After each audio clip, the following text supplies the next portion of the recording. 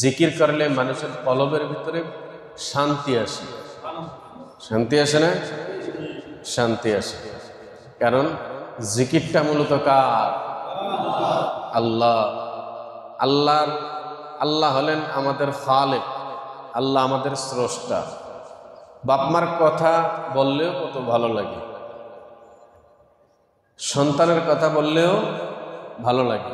অন্যান্য মানুষের থেকে আপনার সন্তানের কথা শুনলে বেশি ভালো লাগে, বাবা মায়ের কথা শুনলে বেশি ভালো লাগে, ভাই বেরাদারের কথা শুনলে বেশি ভালো লাগে। সেখানে আমার আল্লাহ,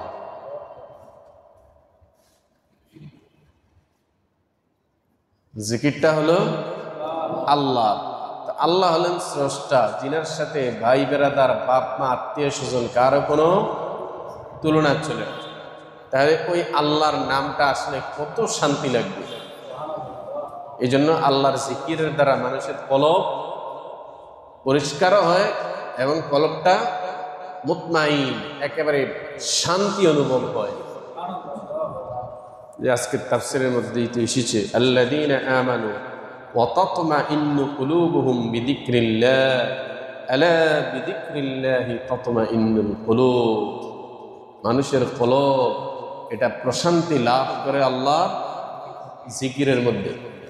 আরেক আয়াতের মধ্যে এসেছে, ইন্নামাল মুমিনুন ইযা যুকিরাল্লাহু ওয়াজিলাত কুলুবুহুম ওয়া ইযা তুলিয়াত আলাইহিম আয়াতু যাদাতহুম ঈমানা ওয়া আলা রাব্বিহিম ইয়াতাওয়াক্কালুন। যাদের সামনে আল্লাহর জিকির করা হয় তাদের আত্মাটা আল্লাহর জিকির শুনে শান্তিময় হয়ে যায় এবং তাদের ঈমান বৃদ্ধি পায়। আল্লাহর জিকিরের মাধ্যমে মানুষের ঈমান বৃদ্ধি পায়। কাফেররা রাসূল সাল্লাল্লাহু আলাইহি ওয়াসাল্লামের কাছে বিভিন্ন বাহানা ধরত, বিভিন্ন বায়না ধরত, যে তুমি তো নিজেকে নবী দাবি করতেছো, আচ্ছা ঠিক আছে, তুমি একটা প্রমাণ দেখাও দেখি, তুমি একটা নিদর্শন দেখাও দেখি। আল্লাহর কাছে সাফা পাহাড়টাকে তুমি আল্লাহকে বলো এটা যেন স্বর্ণ বানিয়ে দেয়।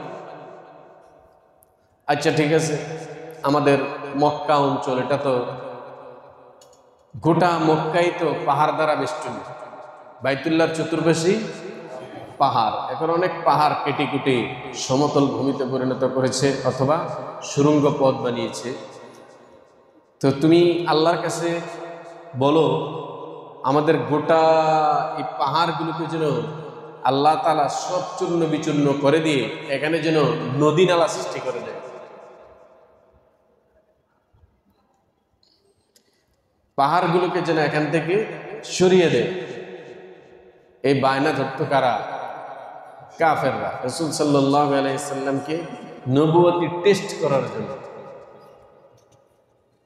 তো আল্লাহ পাক রব্বুল আলামিন বলেন, নবী তারা যে বায়নাগুলো ধরছে, কোনটা করব কোনটা না করব এটা তো আমার ব্যাপার। আপনি তো হলেন নবী, আমি যা করি সেটাই আপনি করতে পারেন, আমি যা জানিয়ে দিই আপনাকে তাই শুধু আপনি জানতে পারেন। মুজিজা কখন দিব, কোথায় দিব, এটা তো আমার কুদরতি হাতে, এখানে তো আপনার কিছু নেই। কিন্তু তারপরে ওরা দাবি করতেছে।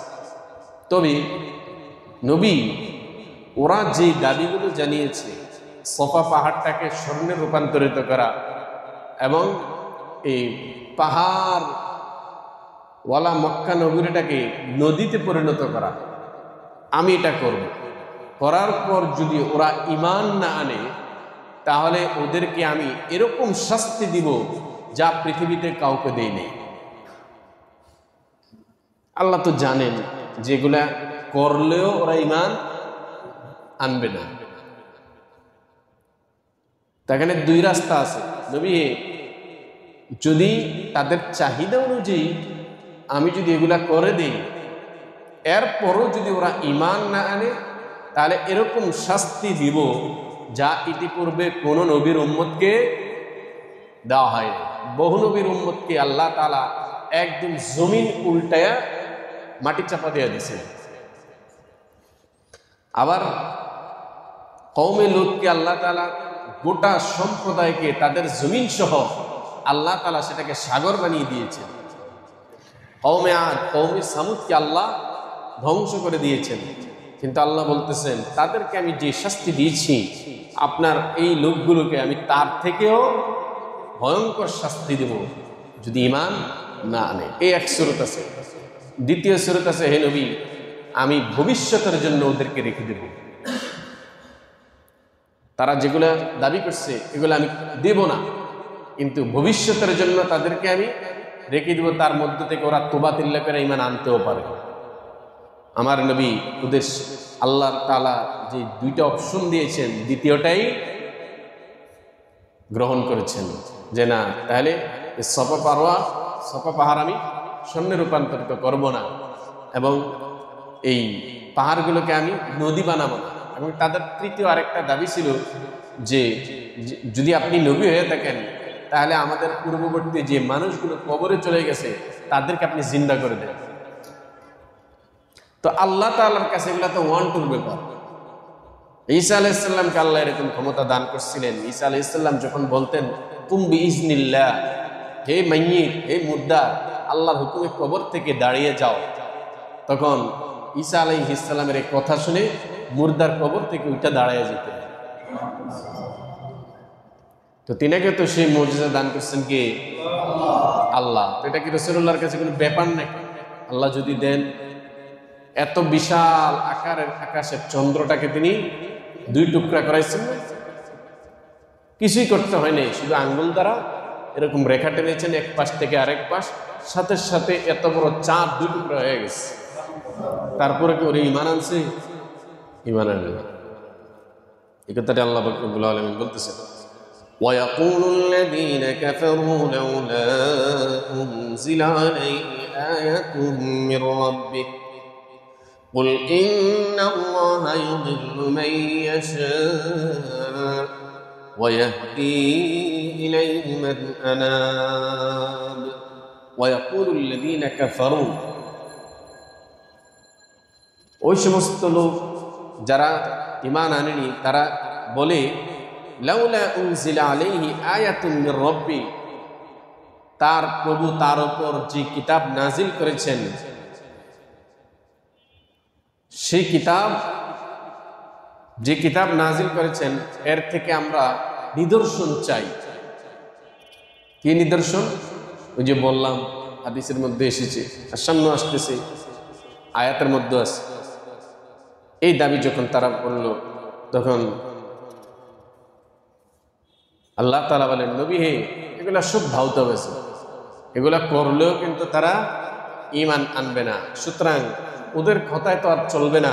আল্লাহ তো জানেনি, কুল ইন্নাল্লাহা ইউদিল্লু মান ইয়াশা, যাদেরকে আল্লাহ পাক রব্বুল আলামিন পথভ্রষ্ট করেছেন ওদের জবান দিয়েই এগুলা বের হইতে পারে। হে নবী আপনি বলে দিন, কুল ইন্নাল্লাহা ইউদিল্লু মান ইয়াশা ইউদিল্লু মান ইয়াশা, আল্লাহ যাকে চান আল্লাহ পথভ্রষ্ট করে দেন। ওয়াহদি মান ইয়াশা, আর যাকে আল্লাহ চান তাকে আল্লাহ হেদায়েত দান করেন। হেদায়েত পাওয়া, হেদায়েত না পাওয়া এটা স্বয়ং কার হাতে? আল্লাহর হাতে। মান আনা আল্লাযীনা আমানু, আল্লাযীনা আমানু, যারা নাকি ঈমান আনে, ওয়াতাতমাইন্নু কুলুবুহুম, এবং তাদের অন্তর প্রশান্তি হয় বিযিকরিল্লাহ, আল্লাহর জিকিরের দ্বারা। যারা নাকি ঈমান আনে এবং তাদের অন্তরটা প্রশান্তি হয় জিকিরের মাধ্যমে। তো আল্লাহ তাআলা বলেন আসলে তো জিকিরের মাধ্যমেই, আল্লাহর জিকিরের মাধ্যমেই মানুষের অন্তর প্রশান্তিময় হয়, শান্তি আসে। আপনি দুনিয়ার যত কিছুই করবেন, যত নেতার নেত্রীর নামে সারাদিন জপতে থাকবেন, আপনার কলবের ভিতরে কিন্তু শান্তি আসবে না, বরঞ্চ দিন দিন দিন দিন দিন দিন পেরেশানি আসবে। দল যত বড়ই হোক, পেরেশানির থেকে আপনি বাঁচতে পারবেন না। একটা গোটা দেশ আপনার দলের দখলে, তারপরও আপনার ভিতরে পেরেশানি আসবে, অশান্তি থাকবে। আর যদি আল্লাহর জিকির করেন, আপনার পক্ষে যদি গোটা একটা মানুষও সারা দেশে না থাকে, তারপরও আপনার কলবের ভিতরে শান্তি আছে, আছে না? আপনার ভয় নাই। আলা বিযিকরিল্লাহি তাতমাইন্নুল কুলুব। হে মানুষ, শুনে রাখো, আল্লাহর জিকিরের মধ্যেই শান্তি, আল্লাহর জিকিরের বাইরে শান্তি নেই।